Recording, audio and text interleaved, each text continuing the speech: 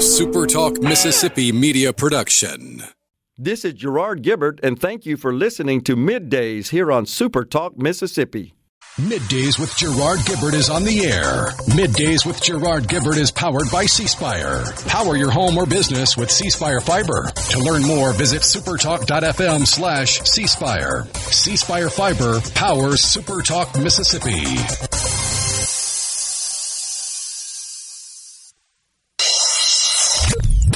Get ready to go beyond the headlines and join a meaningful conversation with people from around the state. You're listening to MidDays with Gerard Gibert here on SuperTalk Mississippi.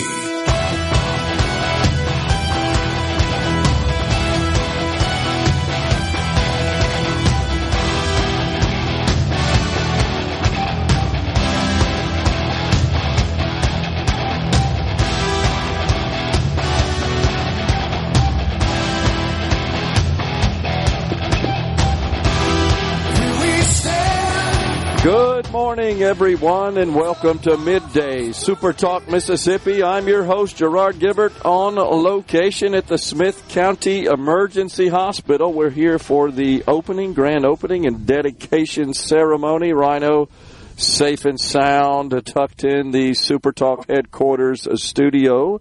We'll be guiding you through the middle of your day with facts, fodder, and fine music on this Friday, yo. Well, the big news on the financial front, we didn't talk too much about that yesterday, so we'll spend just a moment on there. We got the Federal Reserve's preferred inflation gauge. It came in this morning. That, of course, the personal consumption expenditure rate. The index came in at 2.6% over the past 12 months through December. That was as economists expected. It was 2.4% in November, indicating, as we have said so many times on this program, the inflation monster is still hanging around. It is yet to be slain by monetary policy, as is the objective of the Federal Reserve. And, of course, fiscal policy, the big thing there is we keep spending more money than we take in, producing substantial deficits, and that fuels inflation. From a month-over-month perspective, 0.3% is the increase, and it was up 0.1% from November to December, where it increased 0.2%. A little bit into the weeds of math there. The bottom line is inflation came in as expected, but it's still out there. Now, I know most Americans felt like we're going to vote for Donald Trump because we want prices to go down. That would be deflation, and honestly, folks, that's a bad thing. When we experience deflation, meaning across-the-board decrease in the retail price of goods and services, that means we're in serious economic trouble. Typically, that occurs when a recession is underway. That means people aren't working, that they've lost their jobs. Unemployment spikes, thus they have less income, less disposable income to spend, and that causes prices to drop. What we are experiencing now, hopefully, is some stabilization of inflation. Unfortunately, we didn't get that. It increased a bit. So we're not out of the woods yet. Now, Rhino, you remember us talking about this a year ago when the Federal Reserve was pronouncing that we think we may get more rate cuts as the year progresses. I'm talking about the year 2024. That was early in the year 2024. Some of the investment analysts on Wall Street predicting up to 7 cuts last year. How'd that work out? It didn't. Not so great. Not so great. It did not. So now we're looking at 2025. Jay Powell, of course, the Fed just had their meeting. And it was one of those 2-hour speeches from the Federal Reserve Chairman with all the business and investment media on hand. It's pretty boring, honestly. But what he said was, we just got to keep looking at the data. He didn't give investors the warm fuzzies about any rate cuts in our future. And what does that mean to you guys? It means if you're expecting the mortgage rates to go down anytime soon, I wouldn't be so certain that that's in our future. If you think your credit card rates, those of you that have credit cards, are going down, don't expect that. All of those rates are tied to the 10-year Treasury. Now, it has pulled back somewhat this week, the 10-year Treasury yield, but overall it's still pretty sticky in that 4.5 to 4.6 rate. All of that just means that we're not out of the woods from an inflationary perspective, that if you're thinking about buying a house, a car, some other big purchase that you're going to finance and you're looking for the rates to come down, that doesn't look like that's going to happen anytime soon. If you're looking for the price of goods and services at the grocery store to come down, right now I know it seems like, Rhino, that the price of eggs has evolved as the litmus test for inflation. And that's, I guess, a little bit invalid. How about that? That's not really the true litmus test. It is something that many of us buy. We do pay attention to that in the grocery store, understandably so. But the price of eggs right now is mostly driven by the bird flu that has been affecting the chickens. And so the chicken population is down, and thus we got fewer birds laying eggs. That is affecting the supply of eggs. You know that we have a connection to that right here in Mississippi because the largest egg producer is Cal-Maine. Cal-Maine, a Mississippi-based fantastic company. I think I've shared before. I play golf every weekend with the CFO of Cal-Maine. So I always ask him, hey, when's the price coming down of these eggs? And, you know, he's always quick to point out, and he's absolutely 100% right. This is a function of the market. Eggs are a traded commodity, just as are many other food products, food commodities, just as oil. And if the market dictates this price, it's a pure supply and demand situation. Now, it is absolutely true that there's a cost of inputs component to that pricing dynamic, and a major cost of inputs is the price of oil. So we expect and hope the price of oil is going to decline as Mr. Trump's more fossil fuels friendly policies play out, and that would drive the price down. But right now we're dealing with a supply and demand situation that is tied to just the number of birds there are out there laying eggs. All that being said, we still ain't out of the woods yet on this inflation. We got a ways to go on that, and I just hope that these more business-friendly policies that Mr. Trump has put into place with his executive orders will start to take hold and influence in the inflation situation.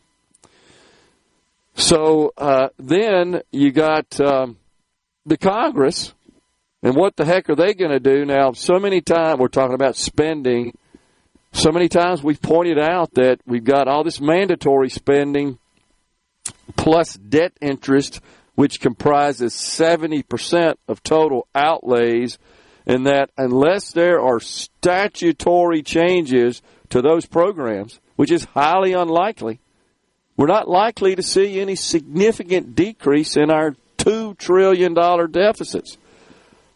I noted an interview early this morning with one of the fiscal policy, economic policy analysts we see a lot on the Business Channel. He was talking about just this issue, just this subject that we're currently discussing, which is, okay, we said we're not going to touch Social Security and Medicare. We've got now roughly $1 trillion a year of debt interest. It is the second largest spending line item in the federal budget, behind only Social Security.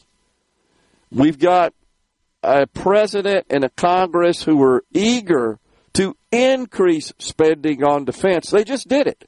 with the latest National Defense Authorization Act, increased defense spending by about $45 billion, just under $900 billion a year. And then we got all the rest of government that we tend to focus on. By the way, I did look up foreign aid. I know that's a high-profile item, prominent item that people really get upset about. Agree.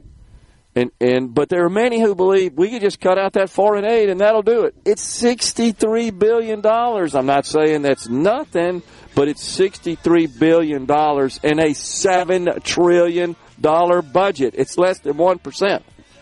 So I'm all for getting rid of that, and we certainly need to be reviewing that and even determine if we need to be investing any money in foreign countries. But it's $63 billion, and that's less than petty cash pocket change. Man, oh man. Who dictates they have to kill the chickens due to the bird flu, says Thomas. I don't know, but you go eat eggs that were laid by chickens that had the bird flu. Egg prices went up before the bird flu. That's why I started my own flock, says Amanda from Pike County. That's absolutely true, Amanda, but they have gone up even further from then. We got to take a break right here. Coming right back, the Element Well studio is at the Smith County Emergency Hospital.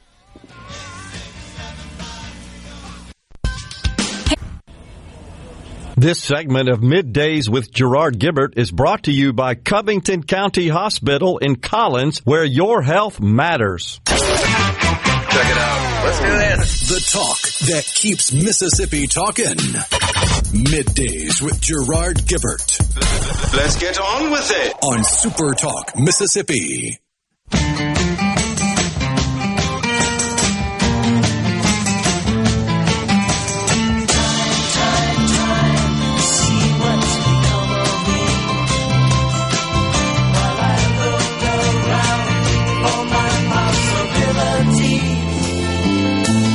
So hard to please. Look around. Welcome back, everyone. It's Middays from the Smith County Emergency Hospital. It's the grand opening of this facility. They're doing a dedication as well today, all set up in the front of the hospital. Brand new facility. We've got Greg Gibbs, the CEO of Covington County Hospital. He's coming on with us at 10:50. Caleb Sailors, multimedia journalist, SuperTalk Mississippi News, will give us a roundup of all the news from across the Magnolia State over the past week. Also discuss what the news department is tracking for the next week. And then Larry Allen, Larry from Mize, as he is known on the C Spire text line. He's a longtime fan of SuperTalk. He's going to be right here at the remote at 11:40. Jeff Hall, board member, Covington County Hospital, joins Middays at 11:50. We'll wrap things up from a guest perspective today with Senator Brian Rhodes. He represents District 36, serves as the vice chair of the Senate Forestry Committee. That is at 12:20 today. So, President Trump, while we're talking about your financial situation and money, President Trump is barreling towards a tariff showdown with Mexico and Canada. Looks like that could happen for sure. And he says that it's time that we get this trade situation squared away and get it to a more fair scenario. And that is to go into effect tomorrow.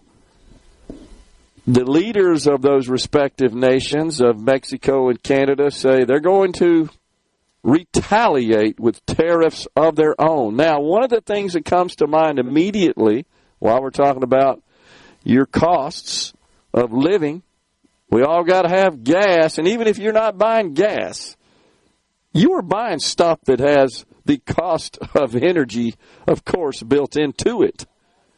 Why is that important with respect to these tariffs? Because we import a whole bunch of oil from Canada. Now, Mr. Trump has said, the president, that these tariffs will not affect oil imports from Canada.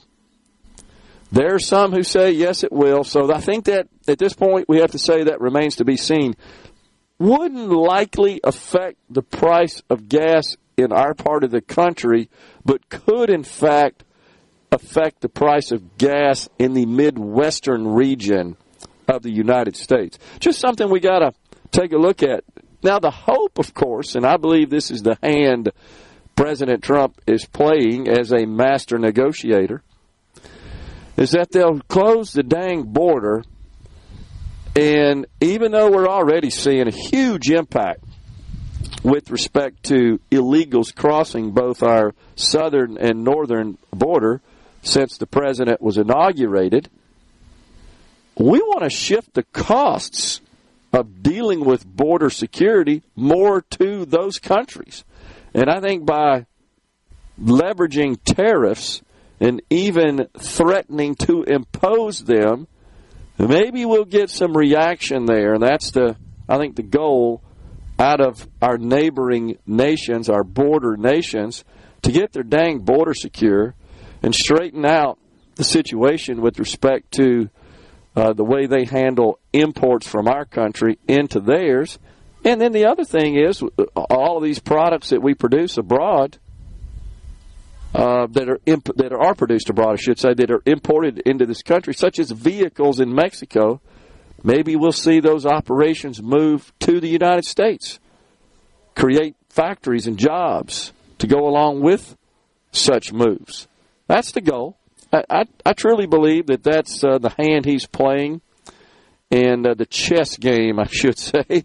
I could say that he is playing as well. We'll see, though.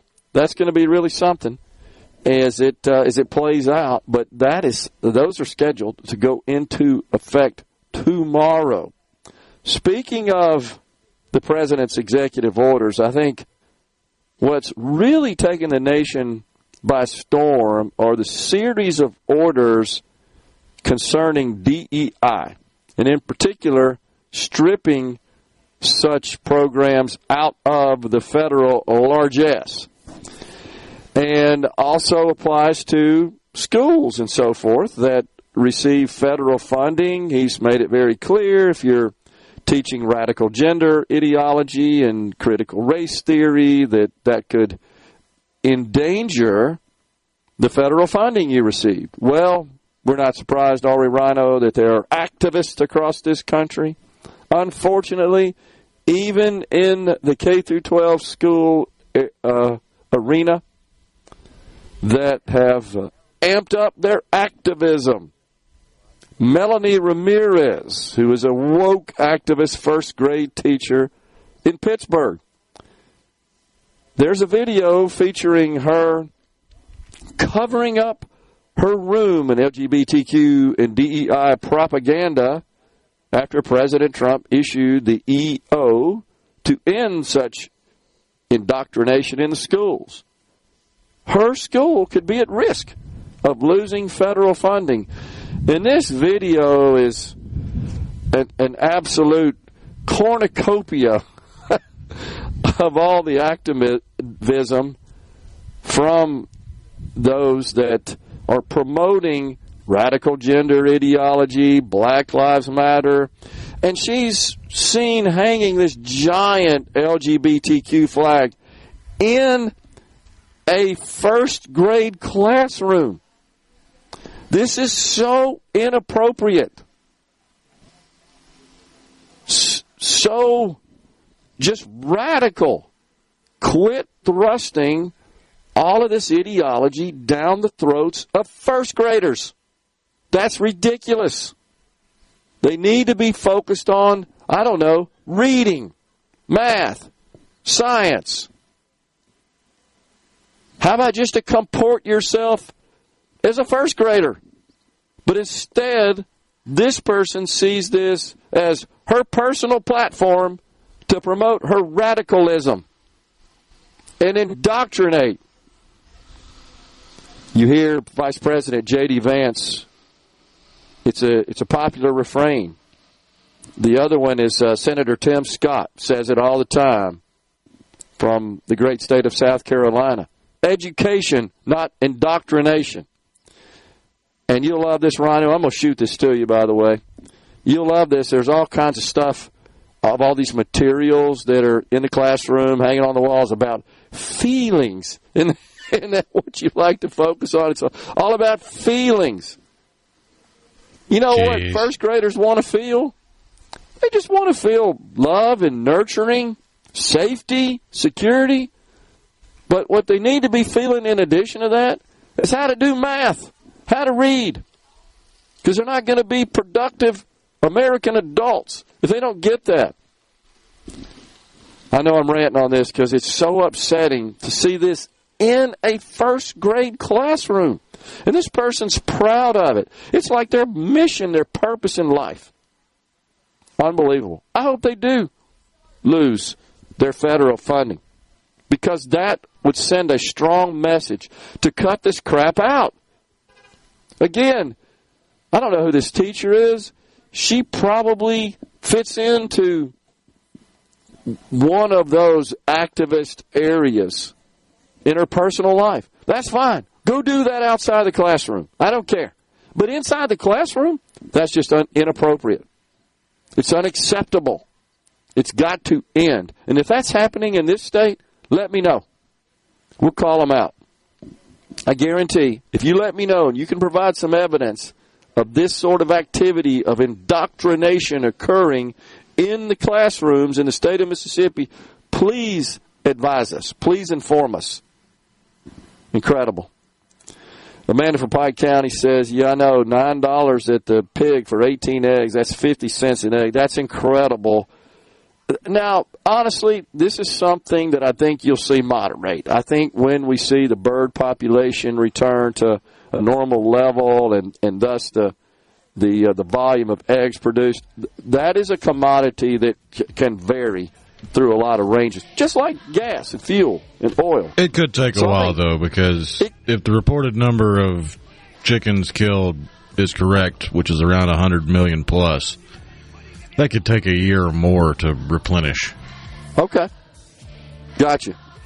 I think you're probably right. I didn't know that the number was that high. I just knew it was an issue that was affecting the supply of eggs. But, again, just be patient and don't expect miracles. That's the main message out of that.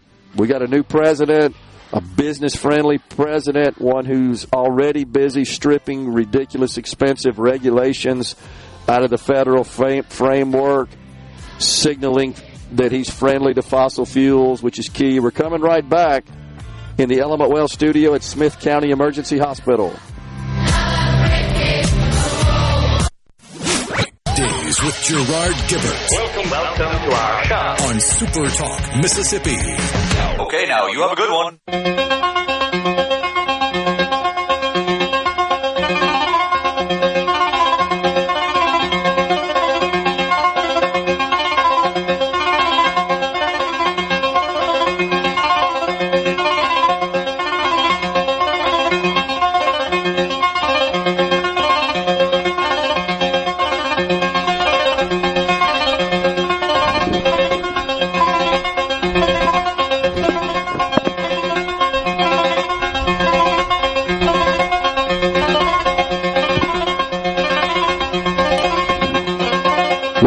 Everyone, it's middays from the Smith County Emergency Hospital.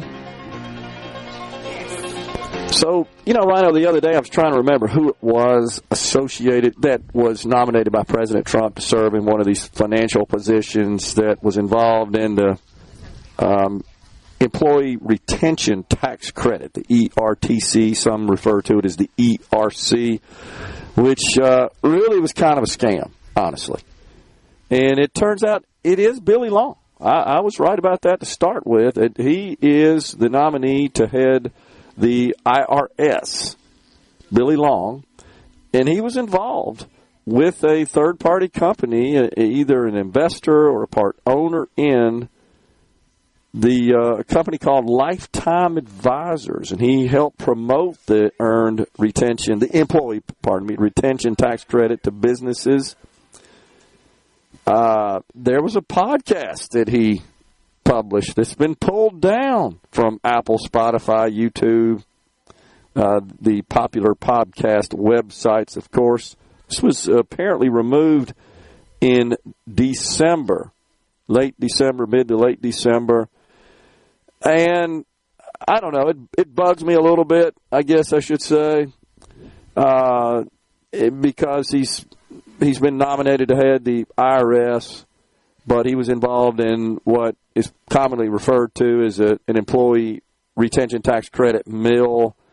This is kind of a scam. This costing taxpayers a whole bunch of money. It's a program that says, if you just keep your people employed, this was during the COVID era, and it's still available today, and if you can prove that, we'll just send you money, helicopter money. We're all paying for that. So, a little bit of a problem. I also have seen, you may have seen it as well, Rhino, that we're still allowing $1,400 stimulus checks to go out to those who kind of did qualify when the program was in full swing, but apparently the door hasn't closed on that totally.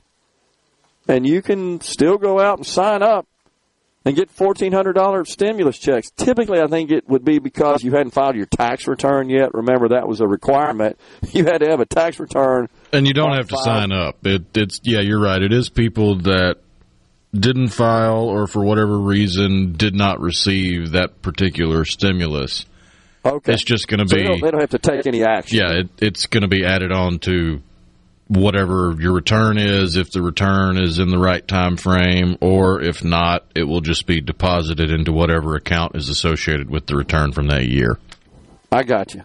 So the point of this really is as we seek to reduce spending, and you guys know we went crazy during COVID, and it was like no limit. Oh, it's COVID? Yeah, here you go. Here's a check.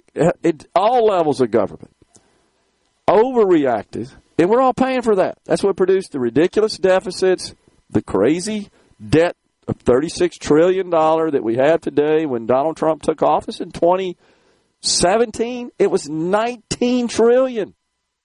It's up now more than $17 trillion in a short 8 years. And a great deal of that is the result of all the COVID relief money that we just dropped out of helicopters all over the place. Still going on. Still paying the price for that. And that is, it's inflationary. That's what drove inflation. Although I do believe that inflation would have never hit the ridiculous 9% that it did in 22 had Joe Biden not insisted on, and the Democrats passing the American Rescue Plan. Now, let's be honest, there's lots of benefit to the state of Mississippi, financial benefit from the American Rescue Plan. Counties, cities in particular, state, bunch of money sent out the door as a result of that legislation. That's all good. So we got ostensibly better roads and bridges and water infrastructure and payment for outsized health care services and other expenses, except we also produced inflation. That's the price we pay for that. So you're paying for it one way or another. Yeah, your taxes didn't go up to cover those expenses, but you paid for it at the grocery store and at the gas pump and virtually everything else you buy as well. So Thomas in Greenwood says he's seeing eggs at $4.59 a dozen in Greenwood, but I have heard people report as much as $9 to $10. That's what Amanda from Pike County said as well. What's the truth there, Rhino? Have you bought eggs lately? I have. It's a pretty wide range, but the follow up that Thomas has, unless $4.59 is insane, I would argue $4.59 is insane for a dozen eggs. Yeah. Because as a single dude, I didn't usually buy a dozen eggs unless I was planning on baking something. I would usually buy a half dozen eggs. And pre-COVID, a half dozen eggs was usually 99 cents. And occasionally you'd find them on sale for 79 or 89 cents for 6 eggs. Good luck finding that for less than 2 nowadays. Do you remember, like, the revelation on Morning Joe when Mika explained to Joe that people are voting based on the price of eggs? And she informed him, yeah, they're $8 a dozen. You remember that? Oh, yeah. And he said, $8? Clueless. So he's analyzing and opining on political matters and how public policy and how the current environment affects voters. The biggest being, of course, people were just sick of the inflation, upset about the inflation. This guy was clueless. He was like, oh, no, that's not really a thing. Even Mika pointed out, yeah, they're $8 a dozen. That was before the election, to Amanda's point. So, man, it's a wide range. I mean, it just depends on where you're shopping. If you're, say, for example, and I'm not trying to throw them under the bus or anything, it's just they're notorious for having a higher price on just about everything. If you're at the Walgreens and you just have to get eggs at the Walgreens, you could pay $10, $11, $12 for a dozen eggs. They just don't care. They'll put a crazy price on it because it's not their moneymaker. Whereas you go somewhere that they're selling out of what they got on a daily basis, you might find a better deal. Yeah, that makes sense. Totally. Well, yesterday also on the Hill, some fireworks, to say the least, with the hearings of, I think you'd have to say, the most controversial nominees that Mr. Trump has selected for various positions. And that included, of course, RFK, Tulsi Gabbard. She was among them, and then Kash Patel. I thought, honestly, he performed the best, did Kash Patel. I got to tell you, I'm not sure RFK is going to get the nod at this point. There are Republicans that have serious reservations about him, and there's some things that I think folks should know. Now, whether or not this should be an issue with respect to his nomination for Secretary of Health and Human Services, I think is up to the individual. But if you look at his past and his track record, I recall, Rhino, one of the things we talked about on the show, this was long before there was any idea he was going to shift over to the Republican Party and certainly not be a nominee. This was after the Supreme Court's ruling on affirmative action.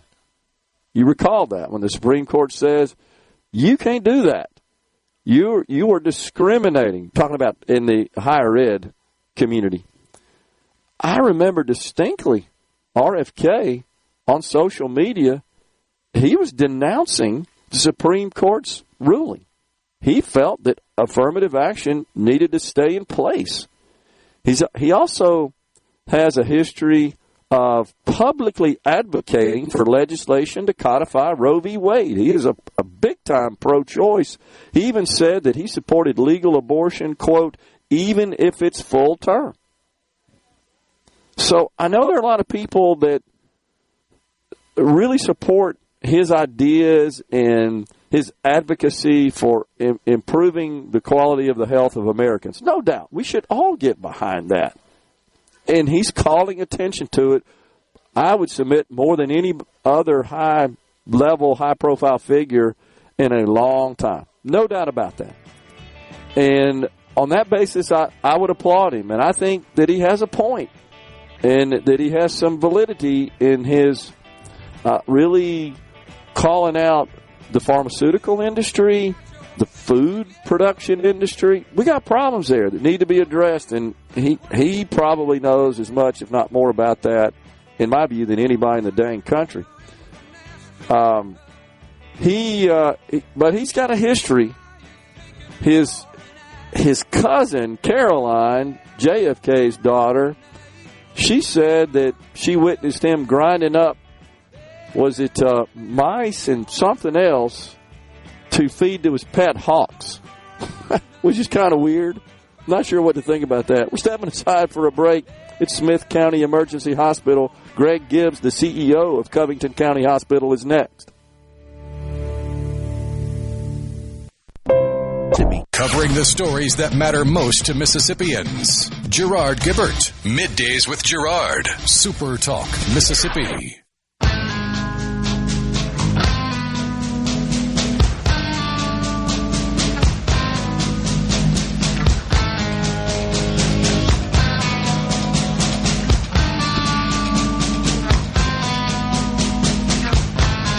Welcome back, everyone. It's Middays live today from Smith County Emergency Hospital, a brand new one. We're pleased to welcome now the CEO of Covington County Hospital, Greg Gibbs. Greg, good to see you. Thanks for coming on. Hey, thanks for having me. All right, so it's a big day here in Smith County. This is desperately needed in this area of the state, right? Yeah, I mean, the closest ER for the people that live in this area is, it's a 30, 35-minute drive. That's the closest one. And what does that mean, Greg, just from a medical perspective, if you've got a long drive, a long travel distance to get some sort of emergency medical treatment? What are the risks of that? It's really a magic window there to try to find emergency care. And for us being able to open up this emergency hospital, this emergency department, outpatient center here, is going to meet that need for those patients during that magic window of time. And so is the idea, Greg, to get the patient stabilized and then, perhaps, if necessary, then to move them elsewhere? Yeah, that's right. So in the Consolidated Appropriations Act back in 21, this is kind of where this whole idea started, was that they introduced a new hospital type called the Rural Emergency Hospital. And one of the conditions of participation for hospitals is you got to provide inpatient care. So this was the first hospital type that didn't require inpatient care. I see. And so we started thinking about this in 21 because, one of the struggles for rural hospitals is most of us are starving for business. And so you have a high cost center for that inpatient care. I got you. And, it's a large fixed cost area, and you don't have a lot of volume coming through the small hospitals. And for this mechanism to open up for the Rural Emergency Hospital back in 21, they finally finalized the rules and regulations in 23, which is when we started putting this deal together. Okay. So I'm quite sure you've run the numbers. I mean, is this economically viable, or is this something you feel like? Yeah, we believe it is. Okay. We believe it is. We've got some very conservative estimates on utilization. And, when I think about this whole project, there are several points of value for us. First and foremost, can we provide access to a population? But we can't do it without some sort of compensation for it. Sure. Right? Sure. There's this new rural emergency hospital payment structure provided that. Okay. Yeah. So, we believe it's going to be a great service, and we're looking forward to opening. Is this a model we might expect to see across the state and maybe in other areas of the country as well? I think there's 4 or 5 already in the state that have opened over the last 12 months. Okay. But there are consequences to the market where if you have hospitals that historically have admitted patients that switch to this rural emergency hospital, then you have less beds, and the larger hospitals in the state are already full. Typically on diversion, and so it's quite the situation where you've got small hospitals that are struggling for business and large hospitals that kind of overwhelmed, don't have any, no excess capacity. I hear that around the Jackson area from my medical community friends all the time, that they're constantly running into that, almost like need an accordion, where you could kind of shrink it and expand it based on the market conditions. Well, I'll tell you, so one of the things that we started doing with our collaborative of these hospitals, which is South Central Regional Medical Center in Laurel, Covington County Hospital, this McGee General Hospital, and Simpson General Hospital, is that we started doing what we call the reverse transfer, where if a patient shows up to, let's say, South Central, this has happened on a number of occasions, and we're at capacity. We're already holding patients, perhaps waiting on a bed, and we have an opening at Covington or at McGee, and the patient that may already be from near there is willing to be admitted to there. They'll take an admission to that hospital. Okay. And so it gets the patient into a care setting fashion. We think that Smith County Emergency Hospital here, we think that we're going to see a number of patients from this community that are seeking not only emergency care services, but also laboratory and imaging services here with the X-ray and CT and whatnot. The economic impact of this is significant. I mean, we think that we're probably going to be around that $15-20 million mark when we talk to University of Southern Miss, the Cochran Center, to do the study on it. Okay. And so job creation, economic impact, creating access to care, and providing a service that didn't exist. We think we've got a good recipe here. Well, congratulations. Big day. I see folks getting ready for the dedication ceremony. So it's a big day for you. Now, before we go, we got about 20 seconds. When will you actually be open and available? Well, we have received notice from the Department of Health. As soon as they come in here and check the final box of their inspection, they've already been through once, said everything looks great. They've got one more round to make, perhaps sooner than later. Thank Greg you Gibbs, thanks for y'all coming and showing out today. CEO of Covington County Hospital. Coming right back. Middays with Gerard Gibert is brought to you by the Mississippi Business Journal. Visit msbusinessjournal.com. Scott Coopwood, publisher. And now, the talk that keeps Mississippi talking. That's what I like to listen to. You're listening to Middays with Gerard Gibert. Here on SuperTalk Mississippi.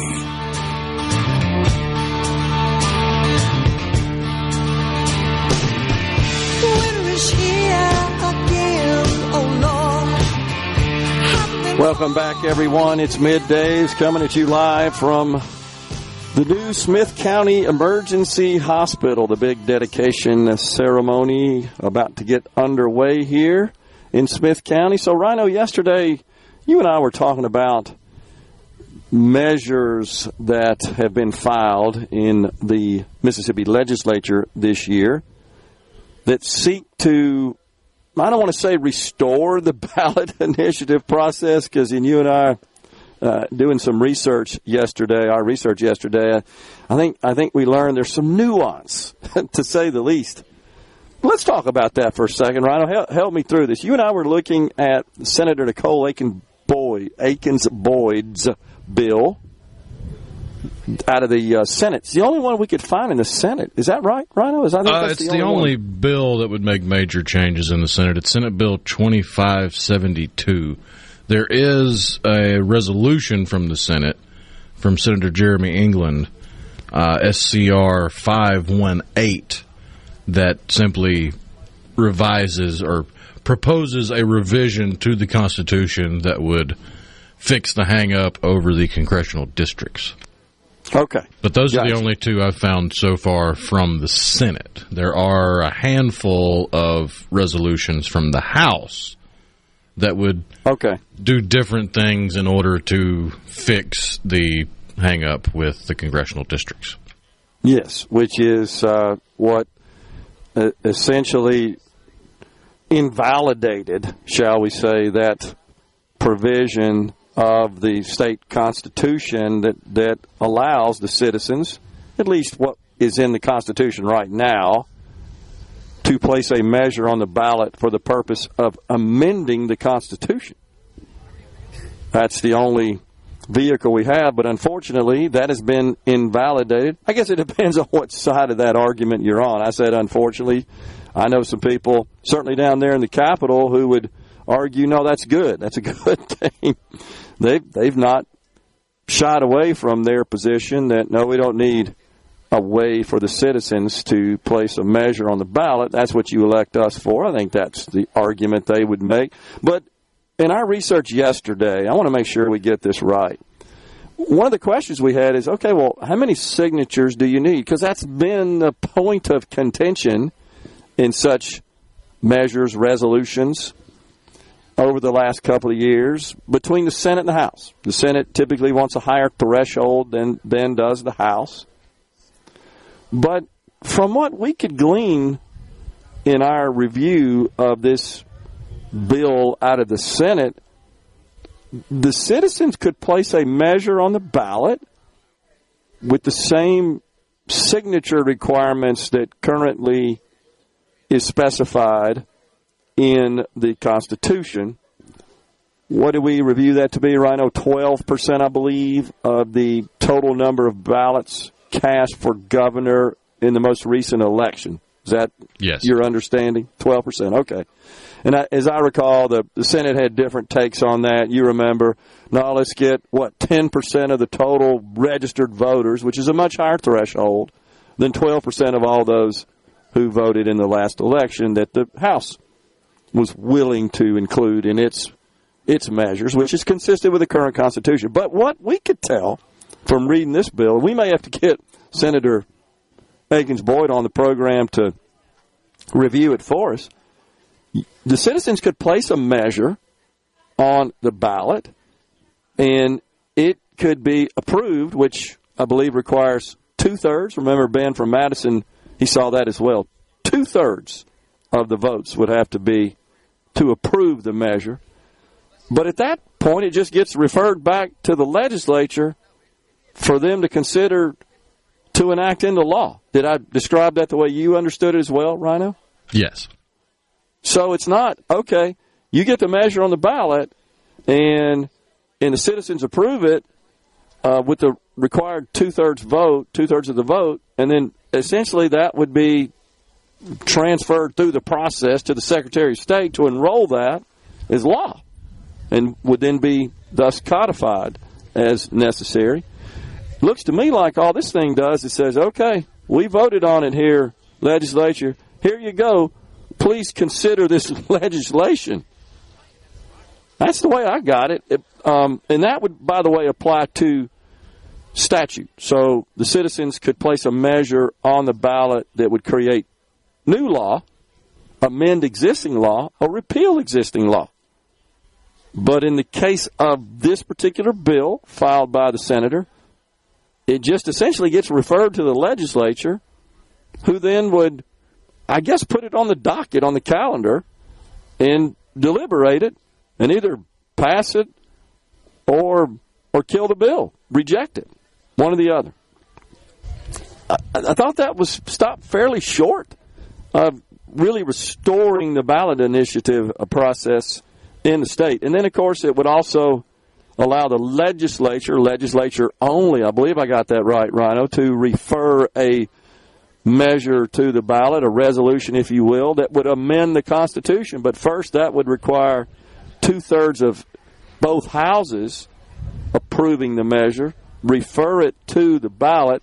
The people, by a 2/3 vote, could ratify it, and then that would, in fact, amend the Constitution. A very high bar, as it should be, but I don't think this bill provides, it would change the current language in our Constitution. This bill would not allow the people to place a constitutional amendment on the ballot. Only measures that would affect statute law. The other thing to bear in mind about this bill is it restricts the number of initiative proposals on a ballot to 2, and the 2 that are chosen will be the 2 that are the first to complete all the jumping through of hoops. I got so it's really just first come, first serve, whatever 2 can get on there in one ballot year. So that's a bit restrictive as well. Now, you and I haven't reviewed the measures out of the House at this point, and we're going to do that. I've looked at a few of them. They're okay. What do you got? The slightest differences, like, for example, HCR 2 from Representative Robert Johnson. Okay. It suggests that the hang-up with the congressional districts be fixed by changing the wording to divided by the number of congressional districts in existence on the day the petition is filed. That makes sense. Then you go to HCR 10 from Tracy Arnold. It's filed, and it changes the language to say the portion shall be a fraction with the numerator of 1 and a denominator equal to the total number of congressional districts statewide. Okay. See what I mean? They're all just, it's slightly different wording of fixing the same problem. Oh, man. So, what I would say is likely to happen is nothing. What do you think, Rhino? That's just my gut feel, is that nothing's going to happen on this issue. It doesn't seem like there's much energy behind it. I would agree. I just don't feel like we're going to get some plan, some design that both houses will approve and send to the governor's desk. Well, I guess if we're amending the Constitution, right, which is the first thing we got to do, that's got to go to the ballot. Correct. For the people to ratify, to change the Constitution. Yeah, so we got some work to do on that. I'm just talking about this because I would place it among the high-profile issues that certainly we hear a lot on our text line, and just in the public in general, that there's a pretty strong outcry from the public to, hey, guys, we want you to restore this. And it wouldn't shock me if anything that would or should ever pass, which still at this point seems like a very slight possibility, it would be so restrictive that you wouldn't really be able to get a lot accomplished. In other words, it would restrict that certain measures, certain laws just wouldn't be available for the citizen-initiated ballot measure process, such as anything dealing with abortion. It would be an example. You just would not be able to place any measures on the ballot that involve the abortion issue, as an example. That wouldn't surprise me. Wouldn't surprise me to see recreational marijuana. And the reason I'm pointing these out is because, there are folks out there right now waiting for the ballot measure process to be restored, and that's one of the things they want to address, Medicaid expansion. These are things that there's a lot of people who are supportive of.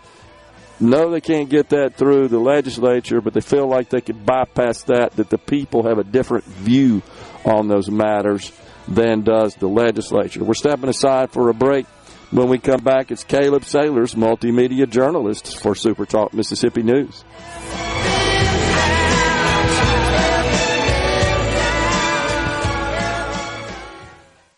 Catfish, the talk that keeps Mississippi talking. We're rolling. Hit it. Go. Play it. Middays with Gerard Gibert on SuperTalk Mississippi. I needed somewhere to hang my head without your news. You gave me something that I didn't have, but had no use. I was too weak to give in, too strong to lose. Welcome back, everyone. It's Middays, live today in Smith County at the Smith County Emergency Hospital opening and dedication remote. The hospital's not quite open. I should clarify that. Not quite open, ready to receive patients yet, but getting there. That, according to Greg Gibbs, the CEO of Covington County Hospital, who informed us that they are down to the last little inspection. But right now, it's Caleb Sailors, multimedia journalist, SuperTalk Mississippi News.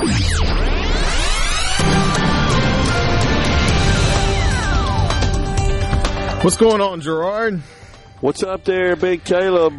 Tell us about it, man. It appears that Mississippi has a connection to this horrific air crash that just occurred a couple of days ago up in the nation's capital.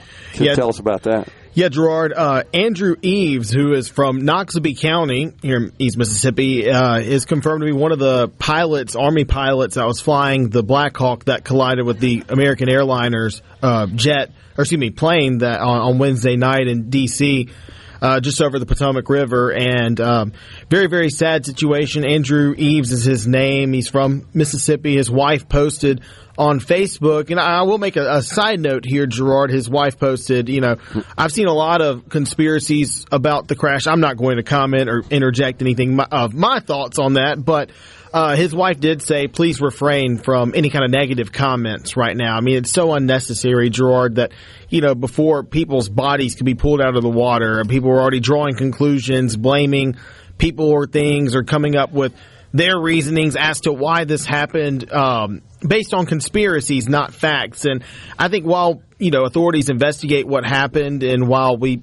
seek answers, we do want to know what caused this. It's best to refrain from outlandish comments right now. And I completely respect Mrs. Eves' saying of that in her post. She left a heartfelt post about her husband on Facebook, and more information there can be found at supertalk.fm. But yeah, so we know that there were 67 people involved in this crash. The airliner was carrying 60 passengers and along with the staff, and then no survivors. It was just tragic all around, Gerard. Very sad, no doubt about it. We appreciate his service to our country, and in the line of duty here, lost his life out on a training mission. Really incredible. So, all right, what about some of these schools that are saying they're shutting down because they've just got an extraordinary amount of students and teachers and administrators with the flu? So West Union Attendance Center was the first to report this. They had 200 students come down with this illness. Now, they're not specifying what the illness is. I've done some digging trying to figure out. I don't know what the illness is. Maybe I can reach out to some more parents I know in certain areas of the state, but I know that West Union is closed for the remainder of the week, which would be today, and then a Holka Attendance Center, and then locally here in the Jackson area where our headquarters studios is, where I live, St. Andrews Episcopal School has closed down both of its campuses. So we have a St. Andrews tie to. My news director, JT, went there. But, there's an illness. Kids are getting sick left and right, so these schools are taking precaution. Now, the good news is all of them are expected to open back up on Monday. But, yeah, it's kind of one of those crazy things. How often do you see, a bunch of schools closing down for a sickness in Mississippi? But it's that time of year, though. We've had cold weather. The weather's changing, and, this is just the time where you have a lot of flu and stomach bug and outbreaks. Yeah, really something. Hopefully we get that back to a normal situation. We haven't heard any no deaths, thankfully, but no serious violent injuries or anything from this illness, too. It's just kids are sick. There's a lot of them. It's spreading. Let's just not go to class for the remainder of the week. We'll pick things back up on Monday. Yeah. All right, so the State of the State address was delivered by our governor, Tate Reeves, a couple of days ago. What were kind of the main talking points in that address? So the governor has hammered income tax elimination at the state level, for years now, and that did not stop on Wednesday night when he delivered his State of the State address. He said that was the single most important thing that the legislature could do for Mississippians, right? Cutting the income tax, what he calls a tax on work. And he also called for more investments into energy in Mississippi's energy sector, saying we could be a beacon, a front runner in energy production and investment in the country. He also called on, while he touted schools like our fourth grade reading records being, high, the best in the nation, he did say that some of the standards by which we grade schools needs to change. Instead of, you have a A or B rated school district where kids aren't reading at the grade level that they're in. He said that needs to be reformed, and it may not be an easy thing to do, but it needs to happen.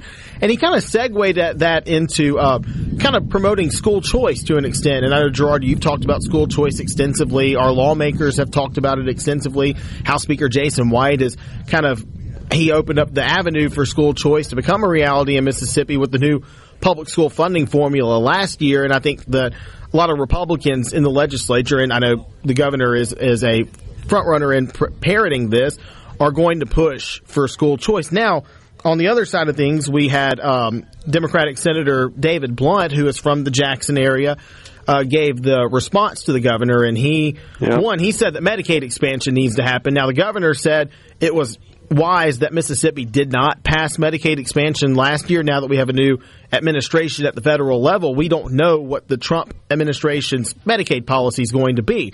And so he said that the governor said that if states that did pass Medicaid expansion could end up paying a lot more money than they bargained for if the Trump administration changes its policies. Now, Senator Blunt, on the other hand, said, no, we need to do this in Mississippi. This is of utmost priority. This will help hundreds of thousands of Mississippians in the coverage gap. This would help hospitals that are not getting compensated for the care that they provide. And so he really hammered Medicaid expansion as the focal talking point. But he also said that eliminating the income tax will be irresponsible, and said that Republican leaders have not really provided a means of how they would fund government operations if the income tax is completely eliminated, since it is 1/3 of the revenue we accrue at the state level. And he also rejected school choice, Senator Blunt did. He said that, this would open up Pandora's box. He kind of jokingly said a high school football transfer portal, but I think his issues lie more at the education level. You could leave a lot of districts behind, per se, and this is his opinion, that if you allow kids to transfer from one district to another. And so, completely opposing viewpoints from the governor and the Democratic lawmaker, but I know Senator Blunt said he touted the governor and Republicans for passing a teacher pay raise and urged them, instead of focusing on income tax, to install another teacher pay raise and put more money into infrastructure rather than just kind of, in his words, haphazardly cutting taxes. Yeah, he definitely wants to spend more money. He made that clear when we had him on the program a couple of weeks ago. He says we ought to spend the entire 98% of what we take in revenue, and of course, dedicate the remaining 2% to the rainy day fund, but spend it all is where he stands. And so, if you eliminate the income tax, if you eliminate the or phase down the grocery tax, that leaves you a lot less money to spend. And so, that definitely fell in line with the logic he was espousing there. But he did, adamantly said it would be irresponsible to completely eliminate the income tax. Now, the caveat there is House Bill 1, which the governor touted and praised, Speaker Jason White and Representative Trey Lamar for their efforts. It wouldn't eliminate the income tax overnight. As we know, Gerard, it would be a little over 12 years before we see that, eliminated. And so there would be time and plenty of years for the government to kind of figure out how they would balance the budget or maintain the budget. But understandably so, though, it would be a concern to see, a third of the state's revenue just eliminated, gone, and how do you work with that? And so lawmakers will have a lot to discuss. Obviously, House Bill 1 is not going to be passed and enacted as is. The Senate's going to introduce its tax bill, and we're still awaiting that. Yep, that's what it looks like. All right, so what else you got for us? An Ole Miss linebacker involved in an arrest. Kari Coleman, a linebacker from Ole Miss, he transferred to Oxford from TCU in 2022, but he's been on the team for 3 years, and he played in every game last year. He was mainly, I wouldn't say a backup, but he was a rotational guy. He didn't start for the most part. Ole Miss had really good linebackers last year. Well, Kari Coleman allegedly got a little crazy the day of the Gator Bowl, and he's reported to have exposed himself to hotel staff at a hotel right south of the Jacksonville area the day the Rebels played Duke in the Gator Bowl. He was arrested yesterday after police conducted their investigation, and he'll be extradited back to Florida. Gotcha. All right. Caleb Sailors, multimedia journalist, SuperTalk Mississippi News, has been our guest, providing an excellent roundup of all the news from across the state of Mississippi. Appreciate it, Caleb. Thanks, Gerard. Folks, we're coming right back. The Element Well Studio again in Smith County at the Smith County Emergency Hospital. They're about to do a dedication for this facility. We've got a big-time listener of Super Talk Mississippi, including MidDays, Larry Allen. Larry from Mize, as you know him. He's going to be on in just a few minutes when we get the next segment rolling. Stay with us.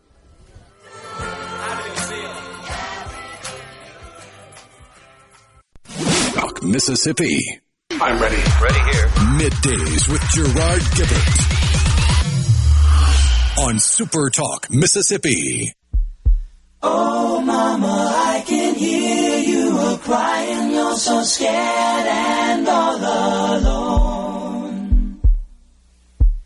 Hangman is coming down from the gallows, and I don't have very long. Welcome back, everyone. It is MidDays live from Smith County Emergency Hospital. That's where we are today. So, let's see, we had a question. We haven't really talked too much about this. It's Jim in the Delta. and he asked about the little rift going on in the state of Mississippi between the state auditor, Shad White, and the Lieutenant Governor, Delbert Hoseman, and it concerns primarily some legislation that is passed out of committee. It was filed by Senator David Parker. And it's a bill that deals with the Department of Audit, and it imposes a little bit of restrictions on them. I honestly, personally think this thing's being overblown somewhat. Don't have time to get into the details of it right now. I just wanted to respond to Jim in the Delta, and we will get to that, I promise you. But right now, we're going to welcome Larry Allen, also known as Larry from Mize. He is a longtime SuperTalk listener. Of course, we're in his county of Smith County right now, so we thought we'd invite him on. And, in fact, talking to our content director about this a couple of days ago when I suggested that, we're going to try to find some listeners in other areas when we're out doing remotes and bring them on and let them introduce themselves to the rest of our fantastic SuperTalk community. So, Larry, thanks for being here, man. Good to see you. Thank you, man. Yeah. So, what do you think about all this stuff that's going on up in Washington? We got a brand new president. I know you are a supporter of President Donald Trump, as we are here as well. You and I have talked about that. You've sent me lots of texts. What do you think about the work he's been doing the last couple of weeks? Man, he's been getting it, ain't he? He has been harder for us to keep up with, man. Yeah. Well, the liberals can't grab because they can't keep up with it. They're having a hard time. You're right about that. They're having a hard time trying to just craft a response and figure out what to say, because as soon as they get on to something, he moves on to something else. He's a step ahead of them. He is, which I think is a good thing. I think that is welcome, and this is what Americans voted for. They voted for action. That's right. And he's out, and he's getting after it. Are you concerned in any way about this possibility of tariffs? We've talked to people. He's already said tomorrow 25% tariffs he's going to impose on Canada and Mexico. I'm not sure they're actually going to go through. I think he's keeping his hand close to the vest, as they say. What do you think? I think he's kind of bluffing a little bit. But before income tax, that's how we funded That's true. the USA. That's right. So maybe we could get away with federal income tax and just tariff. He's actually talked about that. That would be a significant tariff based on the amount we import. That's true. And that, and some people may be for that. I'm kind of on the fence about it. I'd love not to have to pay any income taxes and be taxed purely on consumption, because that's what would happen there.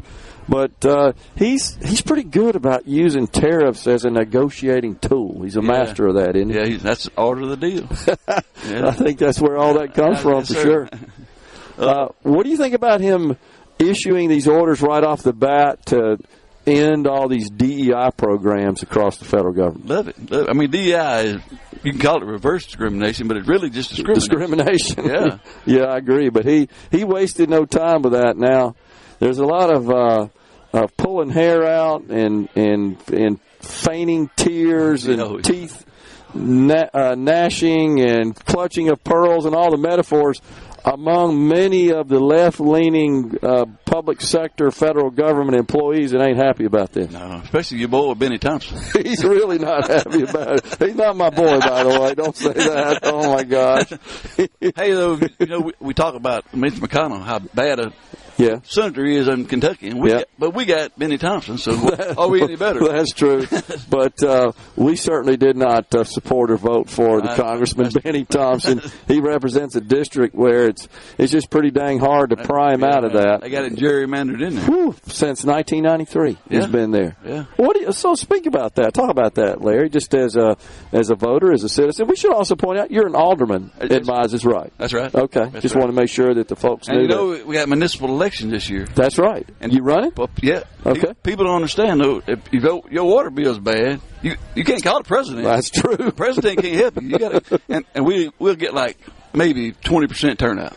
I mean, people just don't come out. I wonder why. For mayors and You're right about that. There's always low turnout. And if you need somebody, you can call us. You can That's call true. That's Trump. a good point. That's a good point.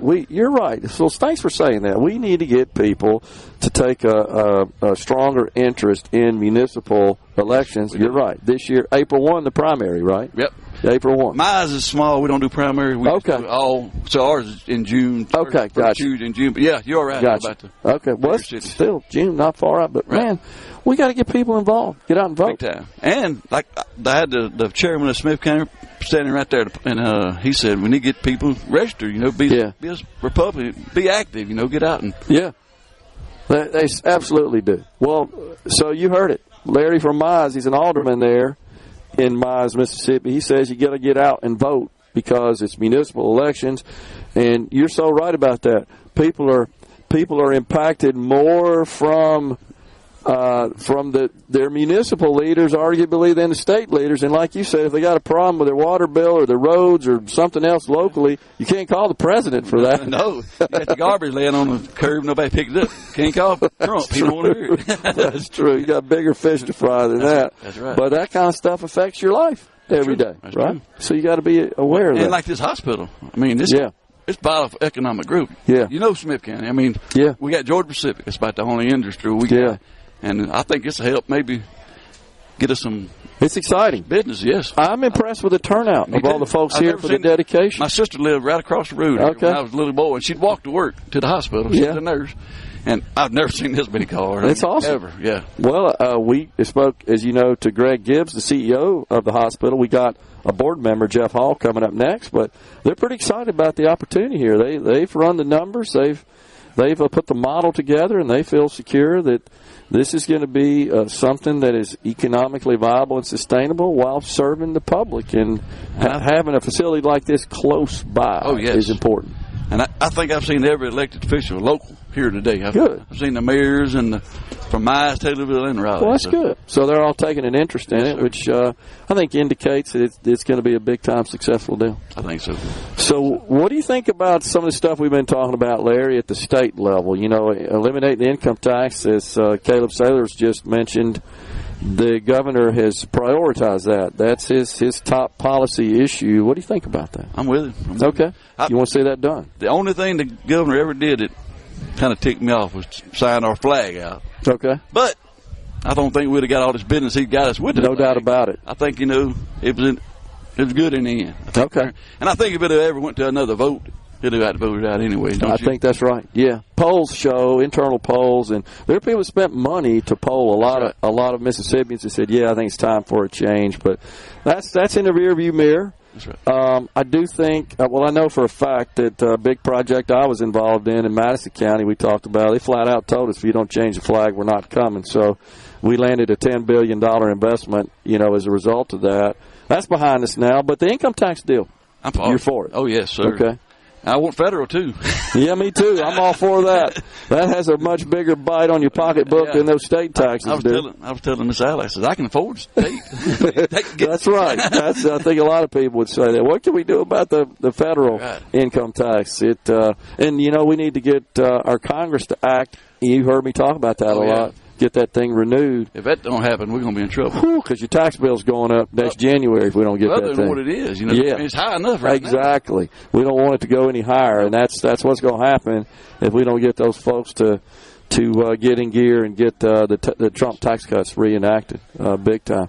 How do you feel? Go ahead. What do you think about the what's that? Go ahead. I'm sorry. I was going to ask you about the ballot initiative situation. Oh, yeah. I heard you talking about it. Yeah. What do you think? I'm kind of on the fence. Okay. That's kind of where I am. I want it, but I don't want some big companies to come in here. That's the concern. Big money and push stuff through on us that we really don't want. That's the concern. The Lieutenant Governor points that out every time he talks about it. It's my understanding as well that former Speaker of the House, Philip Gunn, has changed his position on that. He now opposes it. That's really? Yeah. I talked to a couple of people in the Capitol yesterday. Now, I haven't asked the former Speaker personally that, but I've heard it from multiple people in the legislature who have visited with him on this issue. So Medicaid expansion, that's what I was thinking. Okay, what about it? I ain't heard nothing out of it this year. Yeah, there's Rhino, there's bills, right, to do that. At a minimum, I know Democrats have bills to do that. Oh, yeah. I would say as I discussed a few weeks ago, what this legislature better be concerned about is paying for existing Medicaid, because I think you're going to see our costs go up rather significantly there, Larry. Doge is looking to cut. Well, they are, and so is the president. So I think that's why it's been so quiet. I mean, people know. I mean, I think you're right. The people that was pushing it know, well, I might not push this year. My advice to the legislature, even Republicans that support Medicaid expansion, don't even take that up till you have clarity from the federal government. That's right. Yeah. I agree with you 100%. Larry, it's good to see you, man. Appreciate you stopping by and coming on the program, and really appreciate you being a loyal listener. Can I say hello to Yes, sir. Rhino? Howdy. You're the man. Thank you. That's awesome. Yes, sir. Larry from Mize, Larry Allen, an alderman in Mize, has been our guest. When we come back, it's Jeff Hall, board member, Covington County Hospital. Cherry tree, I can't get that 'cause my heart forsaken me. Middays with Gerard. Good for America. Good for fans of justice and truth. Good for us. SuperTalk Mississippi. This is what we stand for.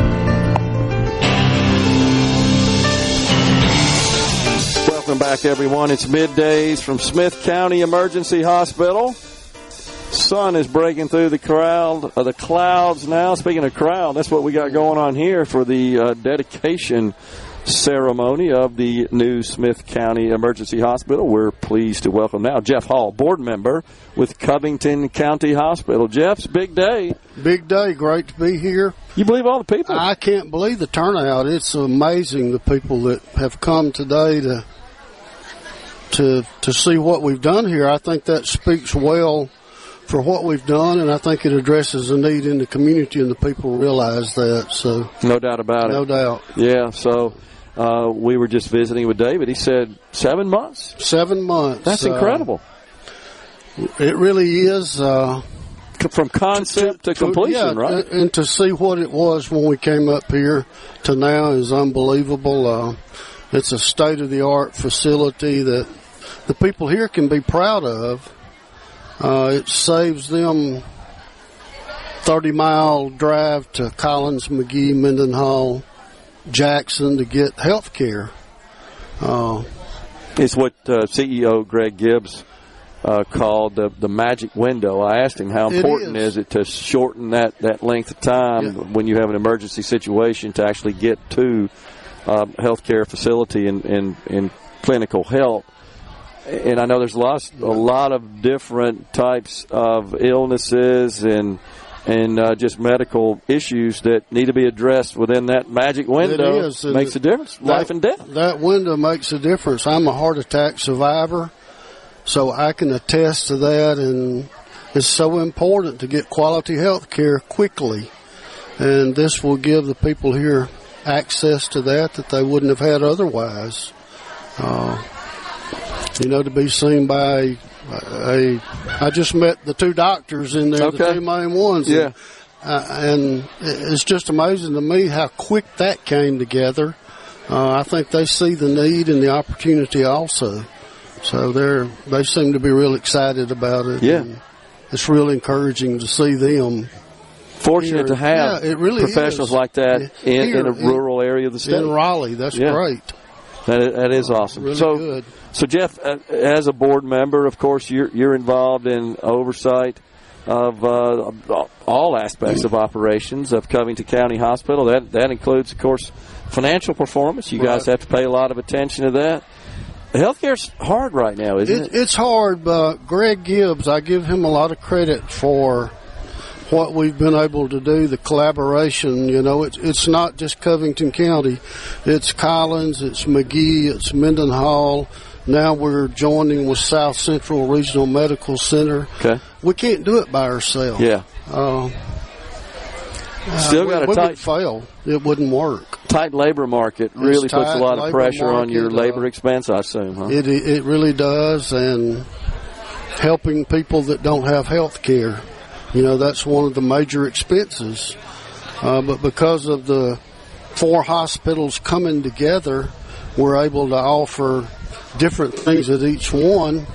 So the collaboration between all of them just has worked better than anything I ever thought, that it never dreamed it would. So does that enable you to sort of balance out the services and the reimbursement models, payment models? I know that's a big thing in the hospital world. And it works good for all the hospitals because they have participation in it under Greg's guidance. So it's really been good. Yeah. Anything in particular you guys are talking to our legislature about that, just from a hospital perspective, that would help you?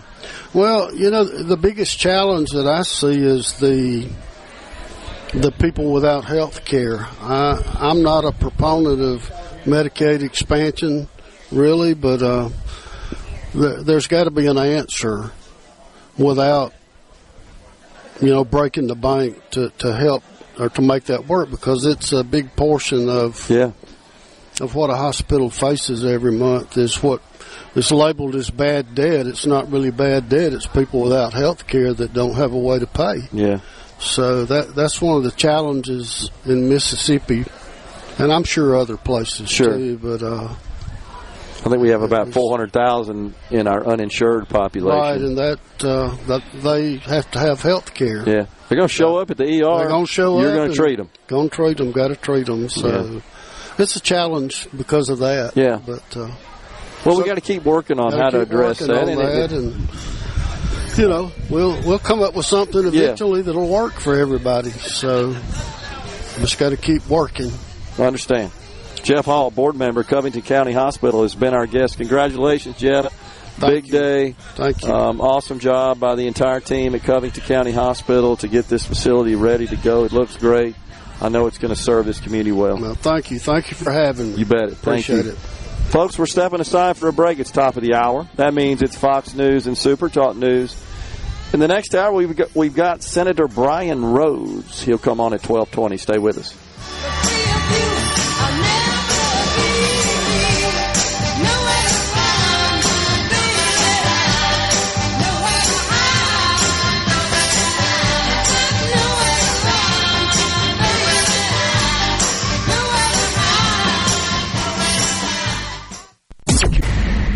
Welcome to the show that challenges you to think deeply and look beyond political posturing.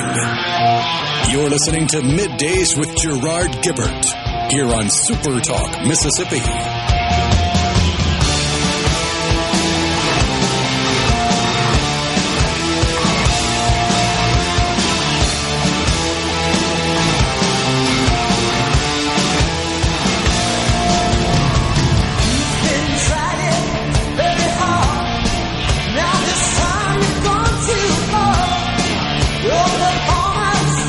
We're going to remain silent for a minute as we honor America with the national anthem here on site.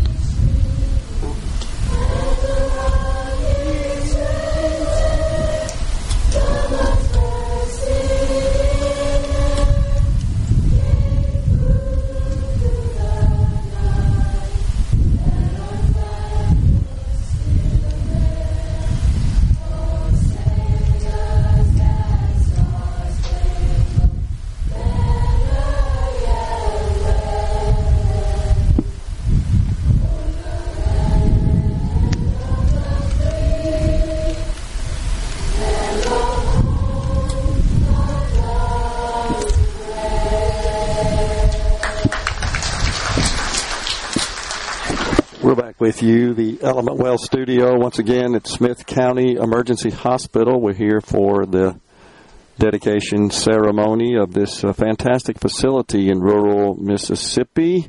Welcome back, everyone.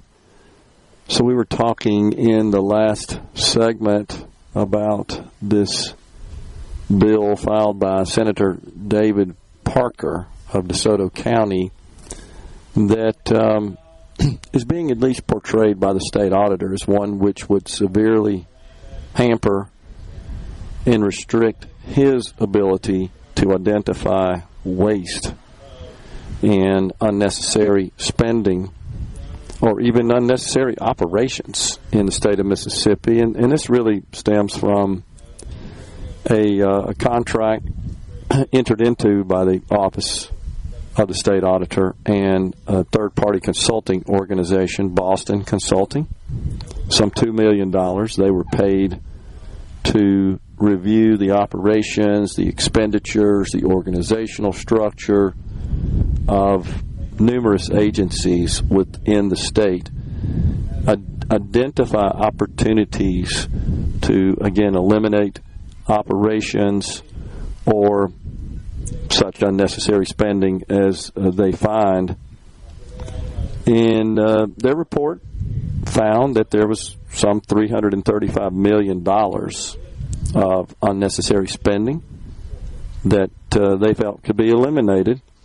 Now, it should be pointed out that the contract required them, the winning vendor for this RFP issued by the Office of the State Auditor, to identify at least $250 million. I do find that a little unusual. We're telling you got to find this much in the way of savings in order to satisfy the contractual requirements. That's a little unusual. But nonetheless, that it prompted some controversy as to whether or not the procurement process was done in accordance with state law. And so in the hearing last week, the one that went rather viral because there was a heated exchange between Senator John Polk of Hattiesburg and the state auditor when he was testifying before that committee just about his budget and spending and so forth. And it got a little heated in that the senator essentially accused the auditor of not following procurement process, and indicated as well did John Polk, the senator, that the Legislative Budget Office informed him that there was an issue potentially with the procurement process. And the state auditor very sharply rebutted that assertion. And so it just got, he even said that if you keep saying these things, and I'm paraphrasing a bit, but I'm going to sue you for defamation. I think I characterized that accurately. Rhino, check me on that. That's what he said, right? If you... Yeah. There was a threat of a defamation lawsuit. That's right. From the state auditor. Again, a threat that was directed at Senator Polk. But it got a little heated. I know Richard Cross played the tape from that, the sound from that hearing on the Gallo show, a day or so after it occurred. But Senator Parker, who we believe is coming on the program Monday, we tried to get him on today. He unfortunately was scheduled, was too tight, stuff going on in the Senate. But I did run into Senator Parker in the hall earlier this week. And this was right after, in the hall of the Capitol, right after the bill was filed. And I was talking to him about it. I was curious. And he told me that he'd come on and talk about the bill on the show once he presented it to his committee. And the committee took action on it. And they have approved it. And so it will go to the Senate floor. And if the Senate votes and approves the measure, then it will go down to the House, and we'll see what happens from there. But I think that what this bill does and what it is intended to do is being a little bit overblown in terms of the state auditor asserting that it really does strip a lot of his power and his ability to identify government waste. I didn't really read it that way, honestly, and this is where we're going to get Senator Parker to come on and explain it from his perspective. He also told me, by the way, did Senator Parker, I don't think I'm stealing any thunder here, that this was something that he had already planned to introduce this measure last fall, long before this little altercation occurred between the state auditor and Senator Polk, that this was in his plans. And it concerns another matter that really was I guess, what inspired him to file this bill. And I'm going to let him talk about that rather than us getting into that here on the program when he comes on the show. But what's in question in the procurement process, honestly, is something that has caused me heartburn for over 35 years, and that is these statutes on our books. You guys have heard me talk about them many times, that allow the public sector in this state at all levels to contract for certain categories of services without competitive bidding. Legal. I mean, it is explicitly listed the various services that are exempt in our code. Legal, accounting, engineering. There may be a couple others, Rhino, I'm missing, but in general, it's those kinds of. I know insurance is another one that always seems to be procured without any competitive bidding. But these sorts of services, and I don't know whose idea it was to do this 40-something, 50 years ago, but they're still on the books. And I would recommend anybody out there, go attend a Board of Supervisors meeting, go attend a City Council meeting, and watch how they procure those services, and it's fully legal. There's no competitive bidding. We're not looking for the best value for the taxpayers. It's just whatever they can agree to as the vendor at whatever price they charge. I don't believe that's serving the taxpayers. That's not being a responsible steward of taxpayer money. And it breeds all sorts of cronyism, you can just imagine. But in this particular case, these were consulting services, and they don't qualify for the exemption, I think, when you strictly read the code. And though the auditor says he did issue an RFP, and I have seen the RFP, by the way, our news department contacted the state auditor, and they were kind enough to meet with Caleb Sailors, who was just on our program. He went and talked to the State Department Audit about the procurement process, and in particular the RFP, and actually furnished the RFP to Caleb, and he shared it with me. I've reviewed it. It's a reasonable RFP for the sorts of services being procured. Nothing wrong with that. The question is, did it require approval and consent by a review board here in the state of Mississippi that exists for the purpose of approving those sorts of contracts that are not exempt from competitive bidding but do require approval by this particular board to allow these services to be procured. It's called the Public Procurement Review Board. It just gets a little complicated because if it's an audit where the Department of Audit is outsourcing a financial audit, that is exempt. And that's where it gets into a contentious situation. We're stepping aside for a break on Middays. Once again, we're at Smith County Emergency Hospital. Family Termite. We interrupt this program. Gerard Gibert. Here we go. This is huge. Huge news. Huge news. Huge. You need to listen to this. Middays with Gerard. SuperTalk Mississippi.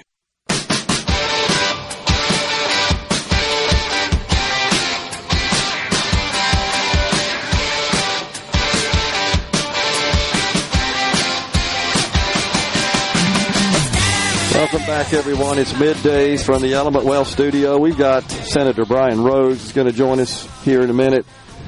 So, just talking about this legislation, it does not restrict the auditor from pursuing these sorts of engagements. It just requires the auditor to work with and seek approval from the legislature to do that. Now, just as a citizen, honestly, I'll just tell you my take. I'd like to see all these levels of government work together to make government more efficient and not operate in vacuums, either in the legislature or in the agency level. The agencies need to be working, to me, with the legislature in rooting out unnecessary spending, improving efficiency, and just providing higher quality of service to citizens. That's the way I see it. And so I don't think that I'm unusual in that desire from a government perspective. And Thomas, I can tell you, man, you're 100% wrong. I've known David Parker for a long time, and I knew about this. This is not coming from Delbert. Now, I'm not saying that Delbert doesn't support this, but this was not induced by Delbert, by the lieutenant governor in this case. It wasn't. And again, you'll understand it when you hear Senator Parker explain his motivation for this legislation. And yeah, would you spend $2 million in a private business to save $300 million? To me, Thomas, that's kind of a dumb question, and you know that. I could ask you the same thing about Medicaid. Would you spend $100 million of state money to get $1 billion from the federal government? What do you think about that? So that's really not a good argument. I think there is some question, if you read the report, as to whether or not we needed a third party to tell us this. It's pretty obvious to most people. A lot of it was, so I'm not sure that was necessary. I think the bigger question is forget about that. This is not an argument about was $2 million the right amount of money, or was it did the value proposition add up? Did it make good economic sense? Spend $2 million to get a report that says here's how you can here's how you can save $300 million. I'm all for saving $300 million. I'm all for implementing many of the findings and taking action on that were in the report. I've read it. It's really a matter of, we have laws, procurement laws. We got to follow those. This is a question as to whether or not the procurement laws were followed. And it gets a little gray, honestly. Was this an audit? Was this a consulting engagement? Because it does make a difference with respect to our procurement laws. Did we need to hire somebody from out of state to come in? Now, there's no doubt that there are certain services that are only available from firms that don't have operations within the state. That's perfectly fine. I get that. I don't have a problem with that whatsoever. But I also want to ensure that every state agency, not just the Department of Audit, every state agency is abiding by state procurement law. And that's what's in question here. And I think that's getting lost in all this conflict and consternation. And that's what's in question. Period. End of story. What I'd like to see, honestly, is that we contract with a third party to identify unnecessary government spending and be compensated on the basis of the savings that they recommend in their reports. There are companies that will do that. We pay them based on results, based on actual quantitative savings, as opposed to here's money to go tell us what to do. And what you get out of that is a document. That's the deliverable, a document. But implementing those changes and pursuing those recommendations is a totally different story. So maybe that's something that we could do. Just a thought. How is the auditor going to get permission from the legislature to take action on some particular issue when the legislature is not in session? We're talking specifically about contracting with a third party to conduct for a consulting engagement, specifically for a consulting engagement. You know, that's not something you got to have today. It's not an emergency situation, so it would be would not be hard from a timing perspective for any agency, not just the Department of Audit, but any agency, if they wanted to do something like this, to work with the legislature when they're in session to get approval for pursuing an engagement like that. And that's all this does with respect to the Department of Audit. It also, by the way, it mandates that the Department of Audit review the use of funds, essentially perform an audit for nonprofits that receive more than $10 million of state monies. Requires it, by the way. So it's not accurate to say that this bill would not allow the state auditor to review the use of those funds from the taxpayers that went to nonprofit organizations to ensure that they were used as expressly intended by the appropriation, by the grant, essentially. It's quite the opposite. It requires it. So that's, I don't know that is being communicated accurately. Thomas has been focusing on X for the past 2 days where Shad White has made this issue about Delbert Hoseman. And I just really hate the fact that this has come down to just a public social media in general, just rift between the state auditor and a senator and other senators and the lieutenant governor, all of whom are in the same party. Meanwhile, we the citizens aren't getting squat for all this, honestly.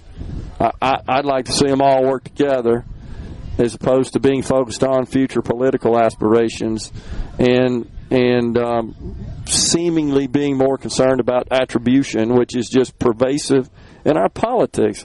Rhino, you and I have talked about that before. It just seems like that kind of is prioritized over everything else. Is, am I going to get my name associated with something? And I'm not talking about just the auditor here and that, but that's in Washington too. You guys know that. That's how it works. We've had cases like that. Rhino, you and I have talked about it. Have we not? Oh, yeah. Where there's just this huge pursuit and emphasis on who gets credit for stuff.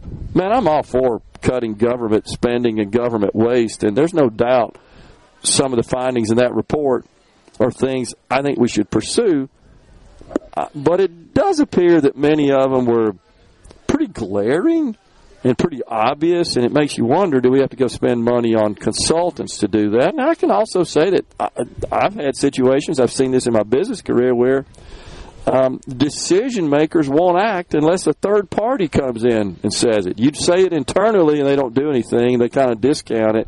You go spend money on a third party and they come in with a report, and an impressive CV of their credentials, and you say, okay, we got to do that. But again, I think there's a way perhaps in the future to negotiate such contracts where they're compensated on the basis of actual, quantifiable, implemented, actionable savings. So, let's see. Delbert is always in friction with his fellow Republicans. I can't wait not to vote for him again, says Jeff in Grenada. It's not just him, though, Jeff. I'll be honest with you. Think about how the Republicans on one side of the hall seem to conflict with the Republicans on the other side of the hall. They don't seem to. They do, talking about the House and the Senate. It seems like every major issue, that's where we run into problems and obstacles and the impediments to getting legislation passed. We can't get it. We can't get the Republicans on the same page in both houses. And sometimes there's also a conflict with the governor. This tax reform deal is a prime example of that. The House's idea on what that should look like versus the Senate's, which we haven't seen yet, but I have a pretty good idea of what it's going to look like. There's some differences, and that's fine. That's how the sausage is made. But my fear is we end up with nothing because we can't seem to reach some consensus agreement. Just would like to see I just like to see them agree. That's all. To find some consensus on some things that really do move the needle for the state of Mississippi, and to just rise above all the politics. And that's just a general statement about the state of Mississippi And really, we have it at our federal level as well. You wait till we get into this tax reform discussion, the Trump tax cuts. Man, that's going to be epic battle among Republicans in the House and Senate. Mark my word on it. We're stepping aside for a break. Coming right back. Once again, we're at the Smith County Emergency Hospital.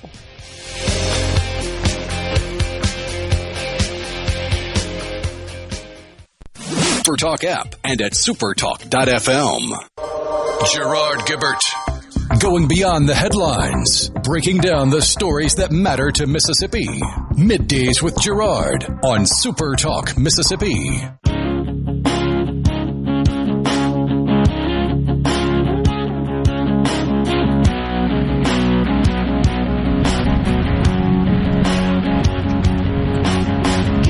Welcome back, everyone. It's Middays. Once again, we are live in Smith County, Mississippi. We're at the Smith County Emergency Hospital.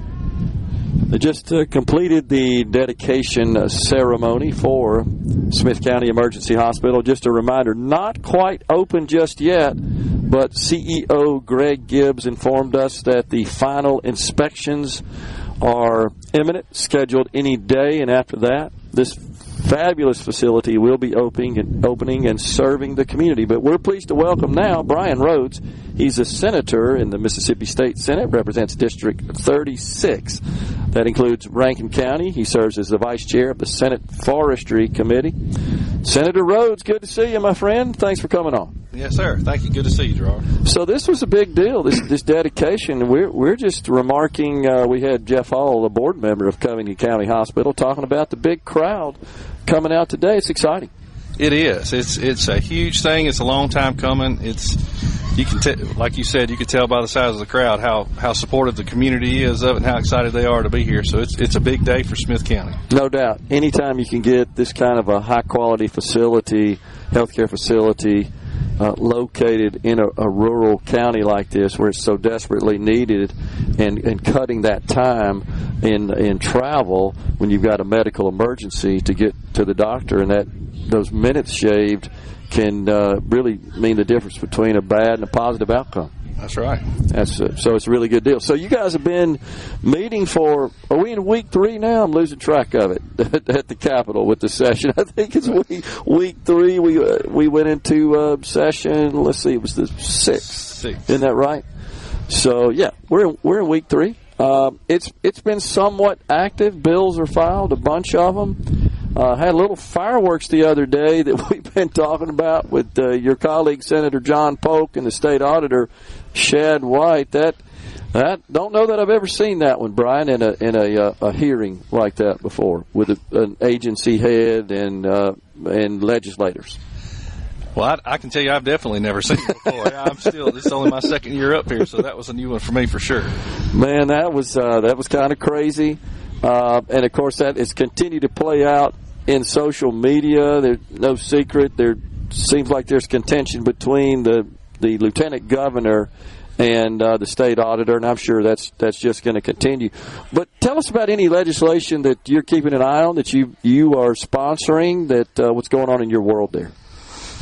Okay. Well, obviously everybody is looking at as far as watching. Yeah. We're looking to see what we're going to end up doing with the tax bill. And yep. I don't know if that's something you're planning on bringing up, or if you just want me to bring it up. But no, go ahead. Sure. We've been talking about it a lot. And I can tell you, look, with the committee and the short deadlines, I haven't read the whole bill yet. And for House Bill 1, we've got till Tuesday to get all of our original bills out of the Senate committees. Yeah.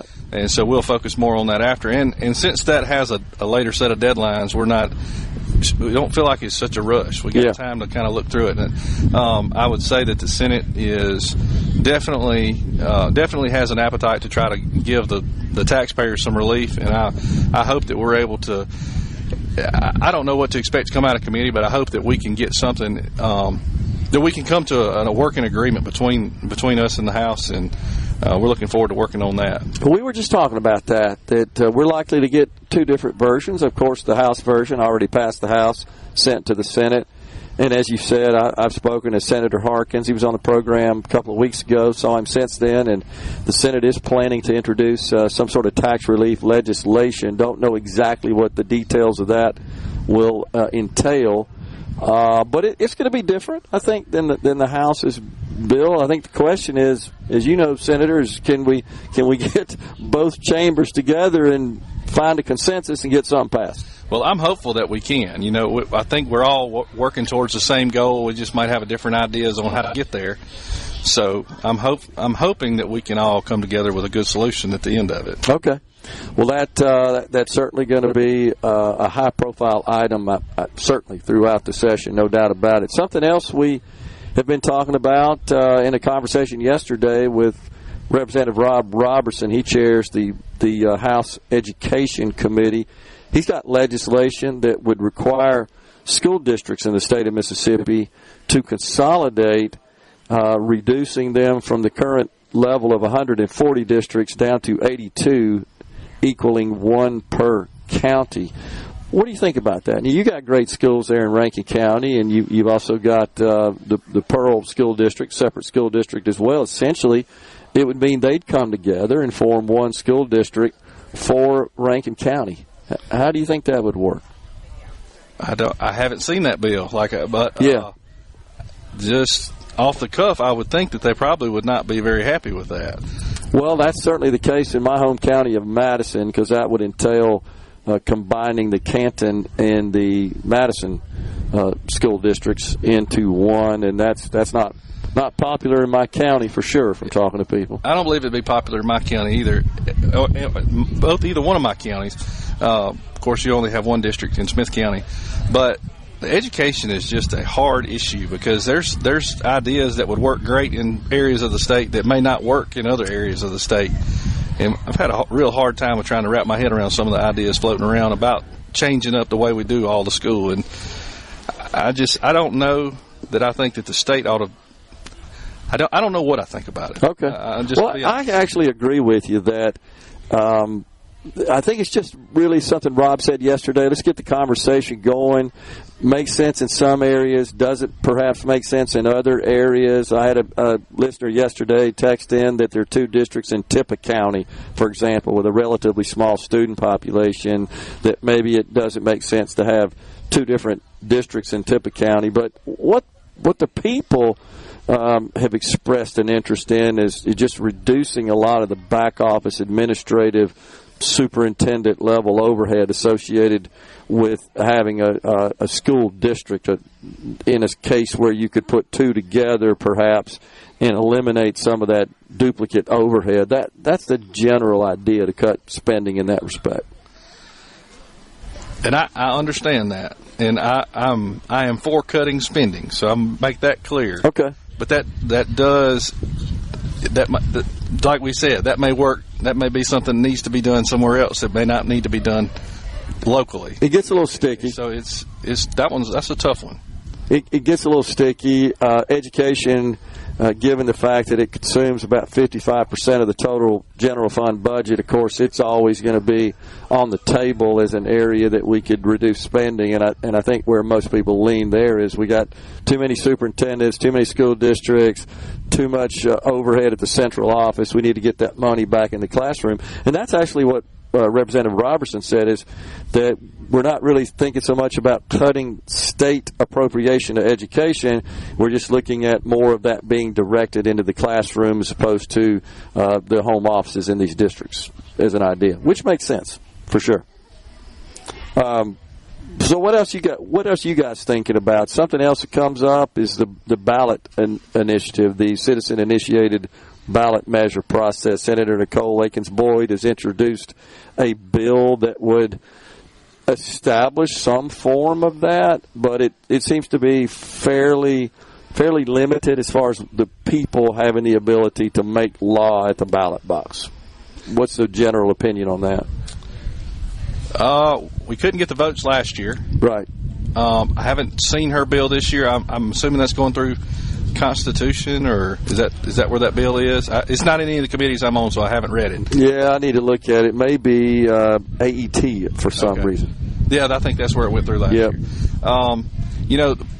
That's tough, honestly, just because most conservatives that I talk to feel like you need that voice, but the issue, I guess, currently is that I couldn't tell you very many issues that I think that are conservative in mind that you would want to see on the ballot. There seem to be issues that you're constantly trying to fight as a conservative. So that one's also tough. I supported it last year. I said I would, so I voted for it last year, and I'm going to try to keep my word. But that's also a tough one, just because, like I said, I think a couple of the issues that you hear about are not Republican conservative-minded ideas that I think would probably make it to the ballot fairly quickly.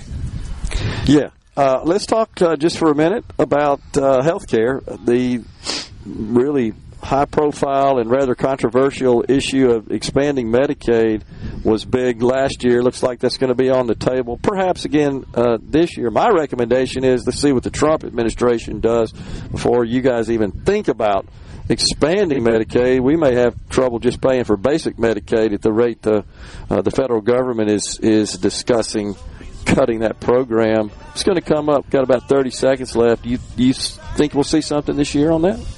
You know, the sentiment, I haven't heard this from leadership, so I can't speak on it factually, but the sentiment that I'm hearing around the Senate is that they're not really expecting it to come up. A lot of guys, just recently, I heard today a few people saying we really don't think it's going to come up.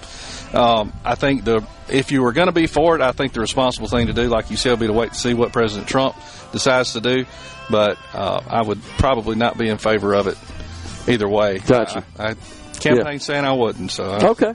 Well, good. Well, we appreciate you keeping your campaign promise in that respect. Senator Brian Rhodes has been our guest here on Middays. We're in Smith County, Mississippi at the Smith County Emergency Hospital. Thanks for coming on, Brian. Appreciate it, man. Thank you. We're coming right back with the final segment on Middays. Stay with us.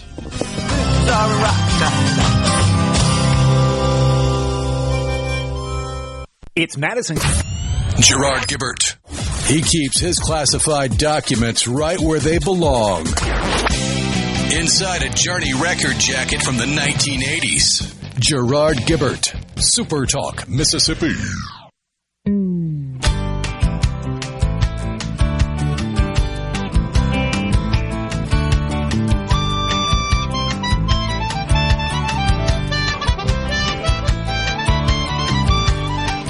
Welcome back, everyone. It's Middays. Final segment. We're at the Smith County Emergency Hospital. Had a great dedication ceremony for this fantastic facility that is reopening after having been shuttered for many years. So congratulations to Covington County Hospital, all the great work they did, the local community for working together collaboratively to reopen this facility. It is going to be an asset to the community for sure. Let's see. Just back to this bill that Senator Parker filed. We're going to let him come on and talk about it. It's somewhere in the middle. You know, Rhino's always the truth on these things that tend to spark controversy. That's just something we probably all could point to through the years, that generally speaking, the truth lies somewhere in the middle. That the bill doesn't explicitly prohibit the state auditor, again, from engaging with third-party organizations to identify wasteful spending in government. It doesn't do that. It does require authorization from the legislature to contract with third parties. And then you've also got the Procurement Review Board as well that should be involved. The question is, do such engagements rise to the level, can they be defined as audits? And that's where it gets a little into the semantics weeds, if you will. Is this an audit or is this a consulting engagement? And if you look strictly at the definition of an audit, the way most of us think about it, in the financial world, in the context of a state auditor, auditing refers to performing an examination of the financial statements and the financial records that underlie those financial statements of an entity through a prescribed set of policies and procedures that are accepted in the accounting community as the standard. Generally accepted accounting principles is the standard by which such financial statements should be presented. And that's what auditors do, and that's what a financial audit consists of. They also render an opinion as to whether or not those statements accurately reflect the operations of the company for the period, or the public sector entity for the period audited. So that's really what this deals with. An audit of an organization to ensure that they are efficiently run and operating and spending money as efficiently and effectively as they can from a public sector perspective. Now, by the way, you don't do that in the private sector. That's up to the private company. The auditor's just there in the private sector to make sure that all the accounts that are presented in the figures presented on a financial statement do accurately reflect the condition of the company and performance of the company. In the public sector, when you do these audits, as it was described by the state auditor, of the efficiency of an organization and the spending practices of an organization, the organizational structure, just to ensure that it is in the best interest of the taxpayers and is saving money and spending money wisely. Really not so much saving money, but spending that money wisely, and also spending as intended, as appropriated. That's another big thing, because when it's not, that essentially is another breach, if you will. So all that is a good thing, and we certainly want our government constantly being surveilled, if you will, and analyzed and under the scrutiny of third parties to ensure that our money's being spent frugally, efficiently, responsibly. And that makes total sense. The procurement process, that's a completely separate matter, and we need to make sure that, of course, that our agencies spend money or contract with third parties in accordance with law. That everything that we do from a third-party contract consulting, even if it's an audit, doesn't really matter what the engagement is, what the contract's for. That's irrelevant. It just needs to be done, procured in accordance with law, and that includes payment for said services in accordance with law as well. I think that's reasonable. So that's really what's a question here more than anything else. I haven't heard anybody in the legislature, including the lieutenant governor, say, no, I'm not interested in saving money or rooting out unnecessary extraneous spending. I think it's just a matter of how we go about identifying that spending and then, more importantly, taking action on it and doing something that benefits the taxpayers financially by taking action on such unnecessary spending. We're out of here today from Smith County Emergency Hospital. Back with you again on Monday. Have a great weekend, everyone. Until then, stay safe and God bless.